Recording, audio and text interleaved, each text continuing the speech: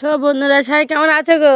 আশা করি সবাই খুব ভালো আছো। আমিও মোটামুটি আছি। যা সংসার নিয়ে যেন জ্বলে পুড়ে সব শেষ। আমি সে ব্যাংকের গ্রুপে মাঝে টাকা ফেলতে যাচ্ছি, আমার মনে করেছে আমি বিশাল ইনকাম করতে যাচ্ছি। আমার বলে সকাল থেকে শুধু বলতে আমিও যাবো, তাই আরেকজন যাবে বলে দেখি সে কী করতেছে। আমার গিয়ে দেখি সে রেডি ফেডি হয় না, চানম্যান কিছু করে না, পিছনে তাকিয়ে দেখি আমার যা সে তাদের সর্ষের তেল মেখে নিচ্ছে। কেন রেলওয়েকে তেল ফেল মাখবি, একটা ক্রিম ফ্রিম কেন। তা মাকে আমি তার ছোঁয়া মা গিয়ে দেখি আমাদের পাড়ার কতকটা ছেলে সব বসে আছে, তা বিয়ে করেনি, বউ বাচ্চা নি, কী করবে। আর এইদিকে এসে আমার কাজের ঠেলা সে ফিতে বাঁধতে মনে নি, যেন 20-25টা ছেলে পুলে। তা গিয়ে কী আর করবো, চলে যাচ্ছি।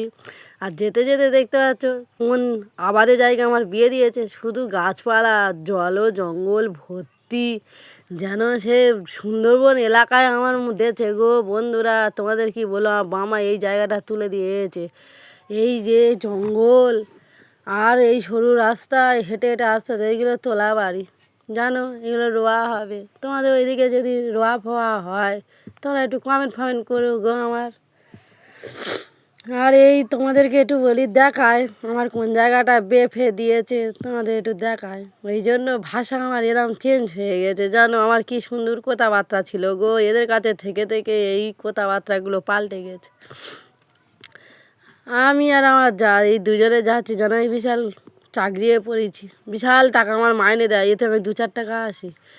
আর এই টোটো থেকে নেমে দেখি তাদের সে ভাঙতি নেই, 50 টাকা দিচ্ছি, সে বলে আমার খুচরো নি। বাবা কেন টোটো মোটো চালায় ভগবান জানে। অবশেষে সেই দোকানদারের হাতে পায়ে ধরে আর বলি অন্তত 2টো কেক ফেক দাও, দিয়ে আর সেই ভাঙতি করে নিলুম। সেই লোক দুটো আবার সেই 2টো কেক ফেক নিয়ে আর ভাঙতি করে আর আমাদের 30 টাকা খুচরোই দিয়ে দিয়েছে।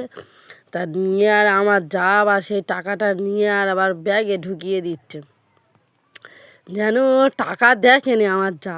তাই এই হলো আমাদের নতুন আর দোকান গো, জানো বন্ধুরা। কেউ যদি আসতে চায় মানে সব কিছু পাওয়া যায়, কত বড় মার্কেট, জামা কাপড় কি নেবে। আমি তাই আমার জায়ের বলতে যে দেখ গ্রুপের অনেকগুলো টাকা আছে, নিয়ে আর সব পালায় চ, বিরিয়ানি খেয়ে আর চল যায় চ। ব্ল্যাঙ্কেটগুলো কি সুন্দর দেখতি, বলিয়েছ না 2-4টে নিয়ে আয়, নিয়ে আর পালায় চ।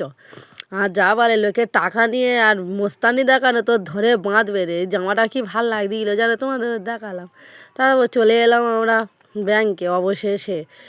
বাবা এসে দেখি কী ভিড়, যেন মৃত্যু ভিড় হওয়া হয়েছে। লোকেরা এত টাকা কী করছিল, ঘরে যেন জায়গা নেই, ব্যাংকে রাখতে হয়েছে। বাবা কি লম্বা লাইন, রেশনের লাইনের মতন যেন ব্যাংকের লাইন পড়েছে। আমার জায়ের বলে জানি তুই দেখ তো যা কী করে, বিশাল যেন ইনকাম করতে আছে, তোরা ভাবিস তা তুই তেমনি লাইনে দাঁড়া, আমি সাইডে দাঁড়াই। ও বাবা লাস্টে বলে আমি পারবো নি রে, তুই দাঁড়া বলে সে টাকা জমা দিয়েছি। স্যার এমনভাবে যেন গুম্ব মুখো, এমনভাবে টাকা গুনতে যে যেন বইয়ের গিয়ে গিফট করে, যেন টাকা জমা নেবে না। তা যাক গিয়ে সে জমা ফমা দিয়ে আর ঘরে চলে আসছিলাম, জানো বন্ধু।